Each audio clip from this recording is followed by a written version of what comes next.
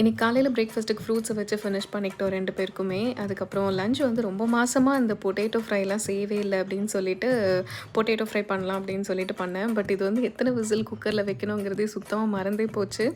So, அதனால வந்து கொஞ்சம் மசிஞ்சு போய் தான் வந்திருந்தது. அதுக்கப்புறம் அதையும் போட்டு ஃப்ரை பண்ணிட்டு, கீரை குழம்பு இதெல்லாம் வச்சு லஞ்ச் வந்து ஃபினிஷ் பண்ணிக்கிட்டாச்சு. அதுக்கப்புறமா ஈவினிங் வந்து ஆப்பத்துக்கு மாவு ரெடி பண்ணேன். ஸோ இது வந்து இளநீர் ஆப்பம் ஃபஸ்ட்டு ட்ரை பண்ணுறேன். இது எப்படி வருது அப்படிங்கிறது கண்டிப்பா அப்லோட் பண்றேன். ஈவினிங் கொஞ்சம் கிராசரிஸ் வாங்குற வேலைலாம் இருந்தது. அப்போதான் இந்த ஃப்ரோசன் செக்ஷன்ல பட்டூரா பார்த்ததும் ரொம்ப ஆசையா இருந்தது. சரி அந்த ஃபோட்டோ பார்த்ததும் ரொம்ப டெம்ப்ட் ஆயிடுச்சு.